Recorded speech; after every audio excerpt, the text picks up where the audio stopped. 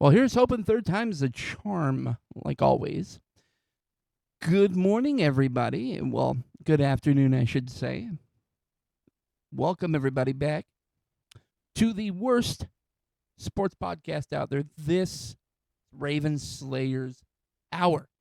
I apologize for it being a little bit later than usual. My dad and I wound up going out to this big event today. Um, it was a big It was a big trading card convention that we wound up going to celebrate. Well, not to celebrate, but um, you know, just to enjoy some time and have some fun with my little sister today. So, hey, why not have some fun? Have some fun on this wonderful 3-day weekend for those of you who can enjoy it. So, like the title mentions, we're going to be going over some recent news that happened this past week in sports. We're going to start out with with one of the areas that has a little bit less news. A couple of the sports that have a little bit less news. Then we'll get into the one with the most amount of news, like we usually do. So, starting off with the NFL, I did want to start out first and foremost, the moment of silence. Unfortunately, from the Colts organization, they did confirm that their owner Jim Irsay, unfortunately did pass away. So I know people didn't have a lot of respect for him, especially how he ran the Colts. But regardless, he's a man. He's a human being. So either way, wanted to go ahead and start out with a moment of silence for Jim Irsay and his family.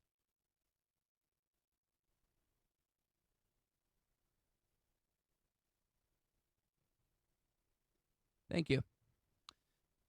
So moving past those unfortunate news, getting to some of the bigger news that has happened in the NFL. They were pushing and pushing and pushing and pushing to get the tush push, make it an illegal play because of player safety. Player safety. That's the reason why. Not because we can't stop it, because of player safety. Well, guess what? 22 out of the 32 teams voted against the tush push. 10 teams decided that it was an okay play. So that means that the tush push is still a legal play. Now teams have to go back to their drawing boards and try and figure out how the heck to stop the tush push. So good luck to every team out there. Good freaking luck. Moving past the tush push, we got some great news out of Detroit. All you Detroit fans out there, looks like Mr. Hutchinson has been cleared to make a full return. So that means he'll be able to participate in all of the off-season workouts, participate in the preseason, regular season, and eventually the playoffs, because I see the Lions still making the playoffs, especially with a healthy Hutchinson, and with all the young folks they're bringing into their organization. So it's going to be huge for them. It's going to be huge for them getting back such a great player, and I will 100% say that he is great forever and ever.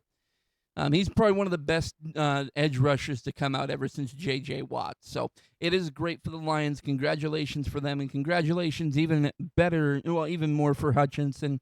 ACL tear is something horrible to try and come back from. And I'm happy to see that he's coming back full force this next season. What's up, Sean?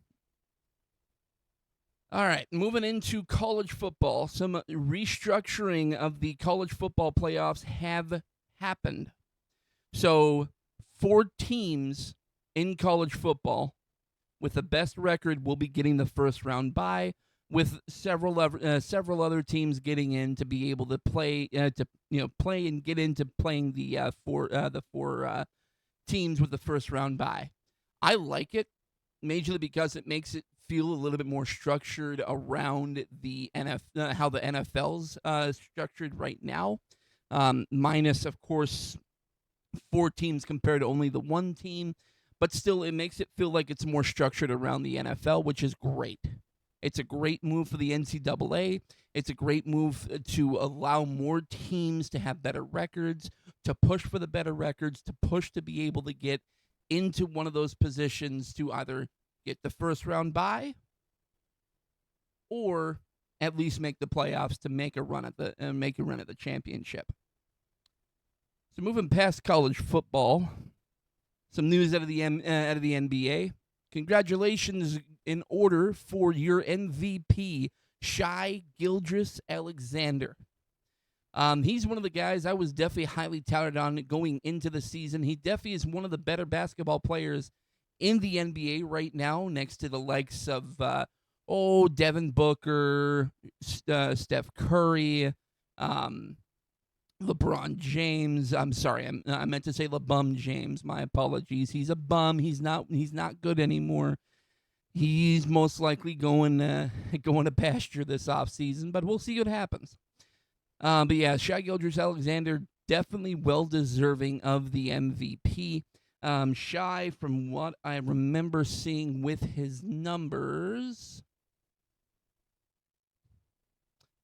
Shai Gilgeous-Alexander this year ended off his season with 30 he's still playing, of course, in the NBA or in the NBA playoffs, trying to make a run towards the finals. But right now, how he ended the regular season, ended off with 32.7 points, 5 rebounds, and 6.4 assists, which consists with a 51.9% field goal percentage. Well deserving of that MVP. Congratulations to you, sir. More news out of the Nuggets organization. They've decided, instead of interviewing other coaches for their head coaching position, Dave Ademan has been promoted to the head coaching position there. He filled in after they had fired their prior head coach. He was their interim head coach. Dave Ademan was the interim head coach.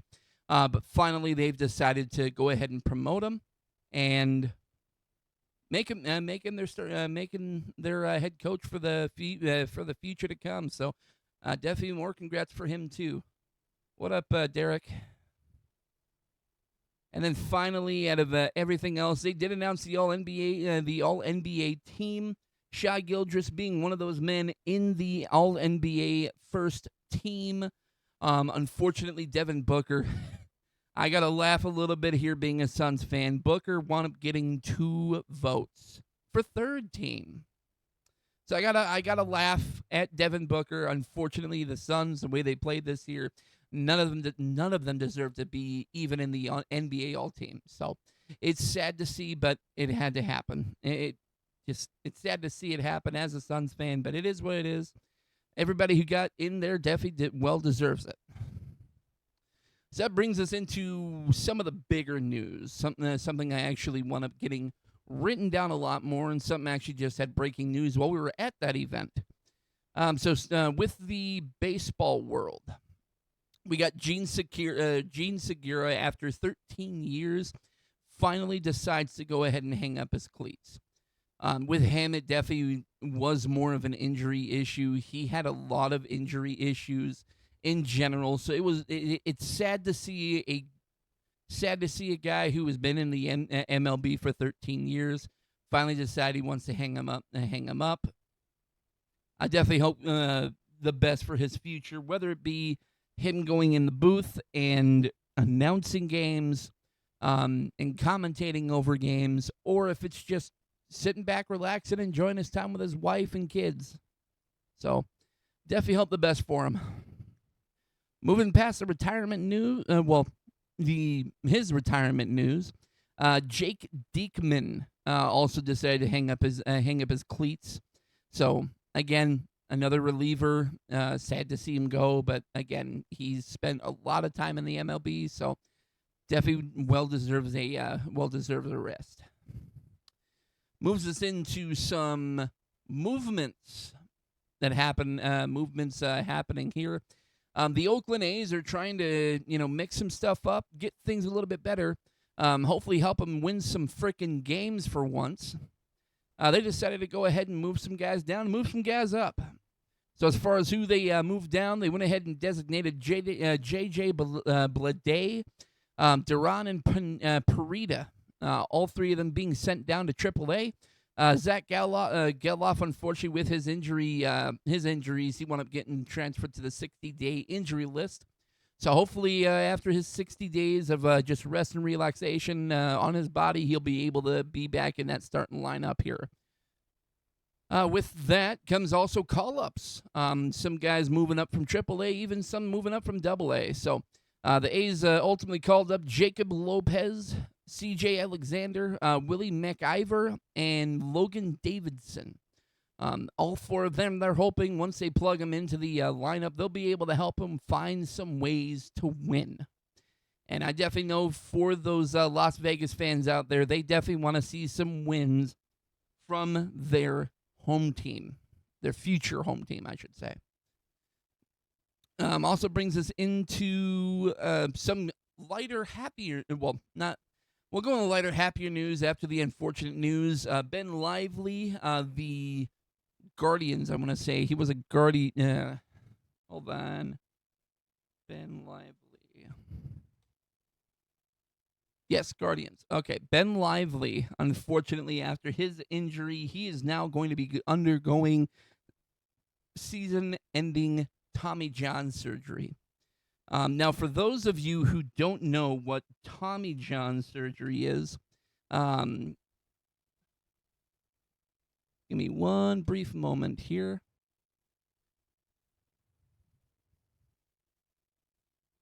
So Tommy John surgery is essentially this part of your arm.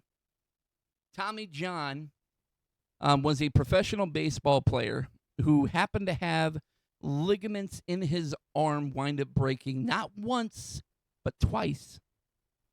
It was so bad you could hear the snap from the UCL. You could hear the snap break. You can hear the snap from the break that ultimately happened. Tommy John surgery is also known as ulnar collateral ligament reconstruction. It is definitely not a fun surgery to have, let alone and not a fun surgery to try and recover from. A lot of players after Tommy John surgery, either they can't, either they really cannot go and properly perform after the surgery, or they just can't overall. They can't overall perform at all any further, and they ultimately retire. Tommy John, he ultimately it became known as Tommy John surgery because of a little known pitcher that most people don't know about. Tommy John. So Tommy John, if you give me a brief moment.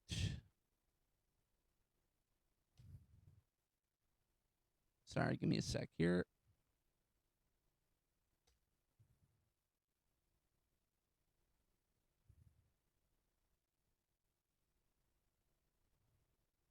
So Tommy John was a pitcher for several different organizations, namely the Cleveland Indians, the Chicago White Sox, the Los Angeles Dodgers, New York Yankees, California Angels, not to be confused with the Los Angeles Angels, the Oakland Athletics, and the New York Yankees. The four-time All-Star, don't forget about that. With Tommy John, trying to remember how many times he had. Okay. So let's see here. The Tommy John surgery. There's that section. Okay. So ultimately what had happened here, he had in the middle of the 1974 season, he had been on a 13-3 record as one of the Dodgers' best pitchers, trying to race for their first NL pennant in 8 years. Let's see.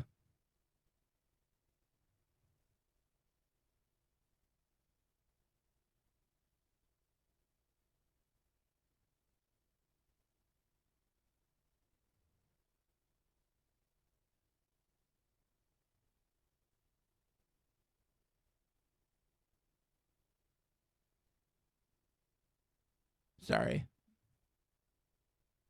So let's see here. He was pitching up against the Montreal Expos, where he was pitching on the mound. It was in the third inning in a 4-0 blowout. He tried to throw a sinking fastball to Hal Brendan, the guy who was on the mound.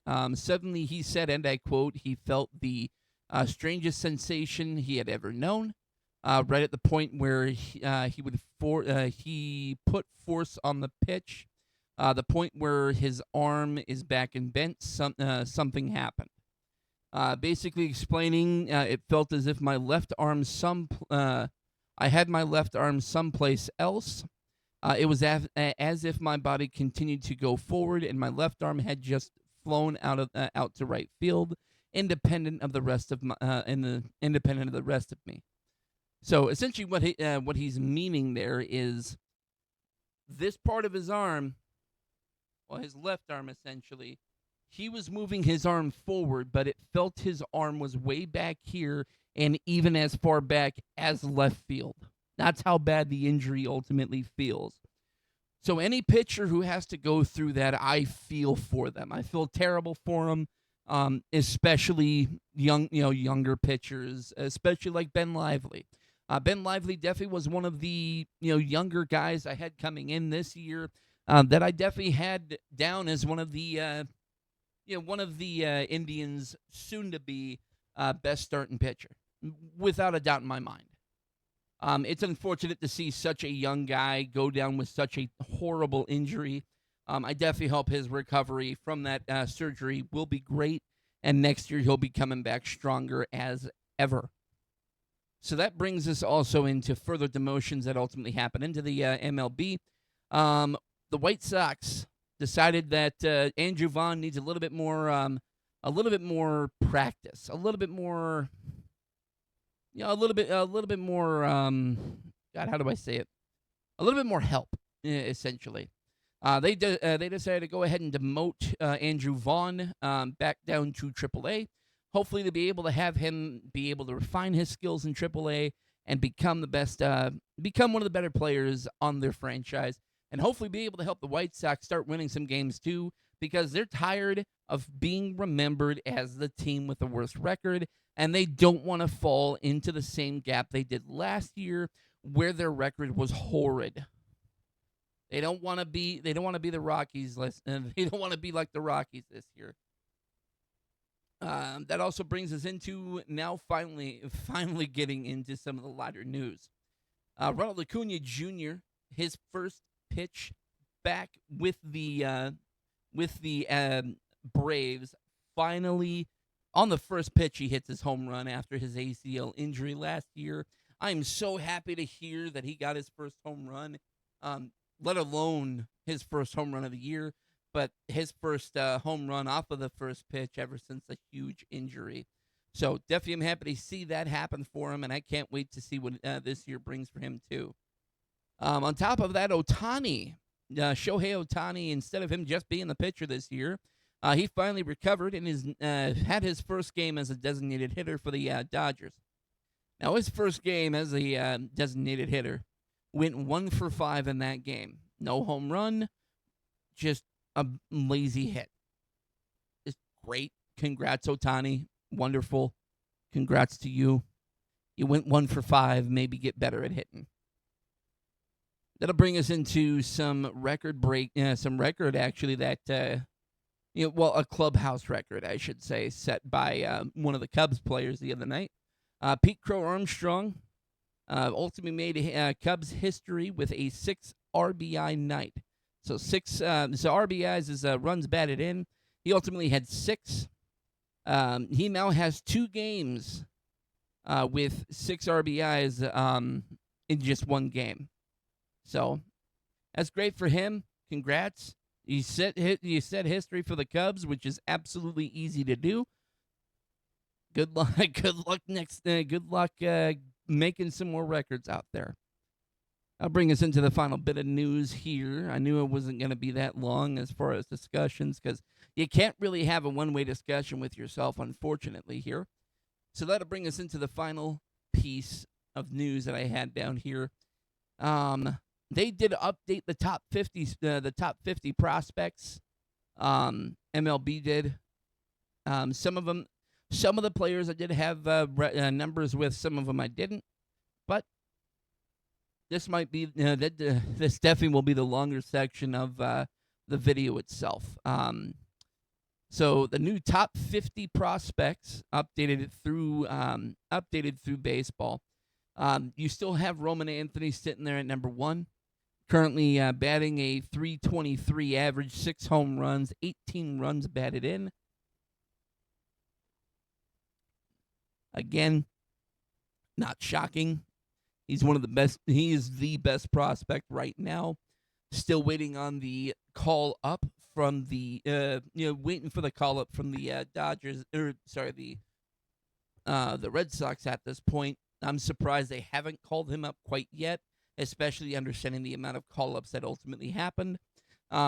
Maybe if something happens with one of their players, like an injury occurs, they may go and plug Roman Anthony defensively in those positions, but we'll see what happens. Brings us into the number 2 prospect. Number 2 prospect is Bubba Chandler. Bubba Chandler is one of the better pitchers, definitely one of the better pitchers right now in the Pirates organization. Currently has a 2-1 record on the year for the Pirates in AAA, with a 2.17 ERA and 56 strikeouts on the season. So definitely hoping to see him get called up here, not just for the Pirates' sake, but as well for my good friend Jeff Goldblum. He's a huge Pirates fan. Really, really hope that they get him called up here this year. Speaking of, I just got a notification on my phone that he just got online. That's definitely hilarious. Brings us into your number 3 prospect, Leodalis DeVries. Leo Dallas has a 2.65 ERA, 4 home runs, 22 RBIs. Sebastian Walcott's your number 4 prospect at a 2.34 average, 5 home runs, and 19 RBIs. Jesus Made with a 2.64 average, 3 home runs, 23 RBIs. Geez, I almost said 200. Isn't that funny? They list Marcelo Meyer as your number 6 prospect at a 2.71 average, 9 home runs, and 43 RBIs. Number 7, and I'm happy to see this number 7, the guy who just got called up by the Diamondbacks, Jordan Lawler, one of the better hitting prospects out there right now, hitting a 3.36 average, 6 home runs, and 31 RBIs. I'm just hoping and waiting to see when the hell they'll put him in the frickin' lineup. I keep seeing him just being excluded from the lineup, basically being in there as a guy that they're going to go and plug in as a bench player. Get him in the frickin' game. Just do it. I mean, at this point here, you need to go and plug in some younger youth into that lineup to be able to win some frickin' games. Just, I don't know why in the world Torey Lovullo is not putting in Lawler at this point. It's one of the better hitting guys that you just called up. You just called him up. What was it, a week or 2 ago? Utilize Lawler. Honestly, you got to start utilizing him more.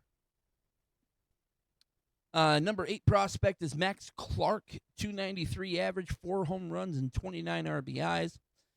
They list Walker Jenkins as your number 9 prospect, but I do not agree with this whatsoever.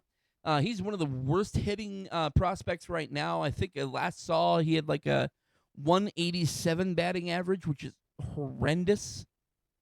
It's horrible. I can definitely understand why the Twins have not called him up. I mean, he just has to get better with his bat, honestly. If he can get better at batting, he'll be able to get called up. But again, it's majorly up to the whatchamacallit, the Twins right now. Cole Emerson's your number 10 prospect at a 270 average, 3 home runs and 23 RBIs. Your number 11 prospect is Kevin McGonigal.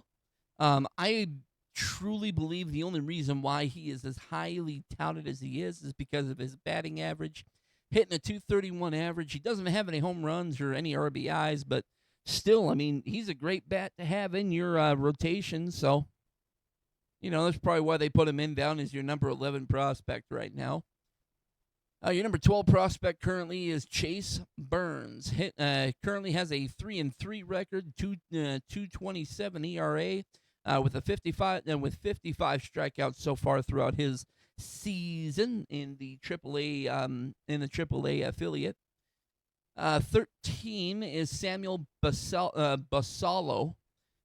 Current batted average is 258 with 9 home runs and 19 RBIs.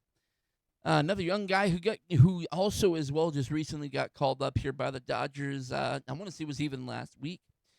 In his time in AAA, he was batting with a 308 average, 5 home runs and 17 RBIs.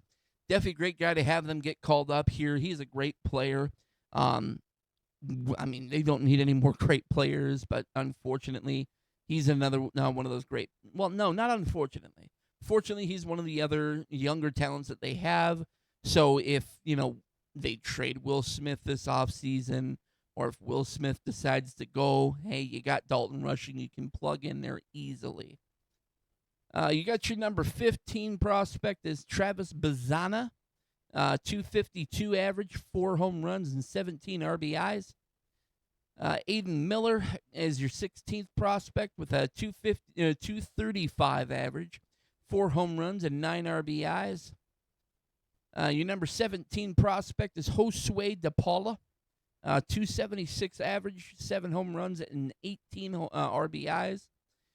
One of the better bats as well coming out of the AAA affiliate for the Royals. Jack Caglianon.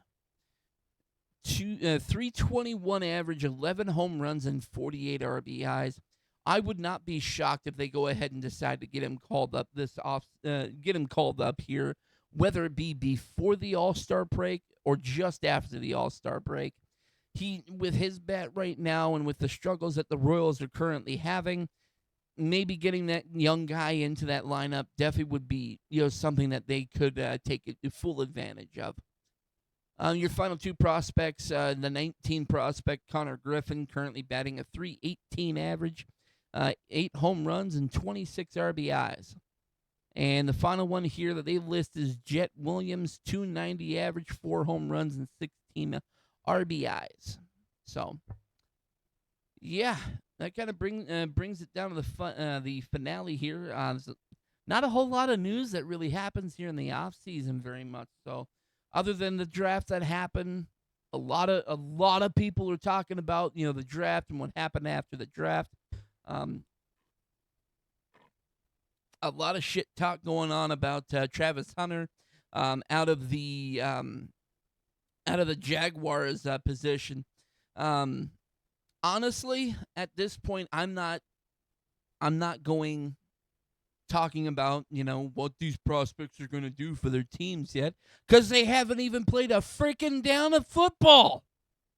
Wait till they play a down of football, then you can start judging them. I mean, they even said it themselves. The Jaguars said it themselves that there is more issues with his route running and his play on offense than there is any issues with his play on defense. So they focus first on offense and tweaking his efficiency in his efficiency on offense, and then they're going to focus on defense. So stop judging these young prospects too early into the season. Like, honestly, it makes no sense. It makes no freaking sense. No sense. Did people start going and, saying that Peyton Manning was going to be the worst overall player in the entire Colts organization because of the awful play he had during his time training? No. Everybody said he's going to be the savior of their organization. And I'm telling you, a dual threat player like Travis Hunter, regardless if he's bad on offense but good on defense, or good on offense and bad on defense, who the hell cares? Wait until he plays it down in football. Once he plays it down in football, then you start judging him. You start judging him once he has a down of football played. Now, of course, you can't say the same for his former teammate in Shedeur Sanders.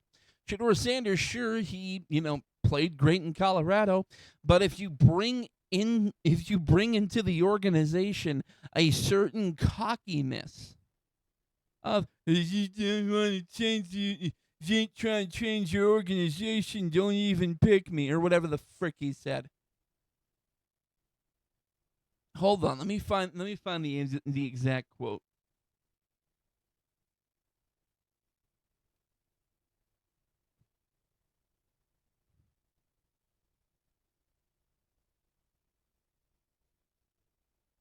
I think it's if you ain't trying to change the culture. I'm trying to remember what in the world he said. It was a press conference. He said, "Here we go. If you ain't trying to change the franchise or the culture, don't get me." That's the exact quote that young man said. Hold on, let me see everything. So some of the quotes that people definitely want to deciding to go ahead and look away from Shedeur Sanders about. Several different quotes that he had. Response to certain questions. You think I'm worried about what critics say or what people got to say? If you ain't worried, then why were you streaming the day that you got drafted, talking about I'll get drafted soon. Stop saying shit about me. Or of course, you know who my dad is. They hated on him too. So so it's almost normal without people hating. It's not normal for us. We like the adversity. We like everything that comes with the name. That's why we are who we are. And then of course, we went from Jackson State to Colorado and changed 2 programs back to back. So you don't think I can come to an NFL franchise and change a program again? It's history. We've done it again. It's always going to repeat itself. And then, of course, the final one that was a nail in the coffin. That's the plan. If that's not what you're trying to do, don't get me. If you ain't trying to change the franchise or the culture, don't get me. So you should know history repeats itself over and over and over, and I've done it over and over and over. So it should be no question why a franchise should pick me. Players need to understand you got to go into some of these interviews with some humility. Because if a lot of people go and realize that you're saying, I'm going to change the culture overnight, and if you're not willing to do that, then step the frick away. If you're doing that, you are wasting your goddamn time when drafting a prospect like that. That's why he went in, the 6th or 7th round? That's why he went that deep. That's why he's not going to start probably for 2 to 3 years at most. He's going to get the Kirk Cousins treatment. And what I mean by the Kirk Cousins treatment, you have a player that came in from the Eagles organization that ultimately, sure, he sat behind Jalen Hurts, but hey, guess what? He was at least a decent quarterback to grab. You got Kenny Pickett there. You got Joe Flacco, who has been proven to be a great fit for the Browns organization. You got your Deshaun Cosby's in the building, not for long, unfortunately, especially after what the Browns said, or the Browns owner, definitely after what he said. And then of course, you got their young player that they got in, what was it, the 1st or 2nd round, Chandler. They got him in there, and then now, Shedeur Sanders. So right now, the way I see it, Shedeur Sanders is your number 4. You got Kenny Pickett 1, Joe Flacco 2, your other quarterback prospect at 3, Shedora Sanders at 4, and then Mr. Cosby at 5. So that's my takes. That's my takes for the day. I appreciate everybody who came out. Enjoyed the crash out a little bit there. But I appreciate everybody who came out, who support the channel, support the show. Any ideas, any other news that comes out here, definitely, we'll be talking about next week. Hopefully next week my dad will be available. He was down here. Try to get him down here in my office to do the show, but he wasn't available too. So that's unfortunate, but that's fine. That's the show. Appreciate everybody for coming out. I'll see you next week. Dude, get the fuck out of my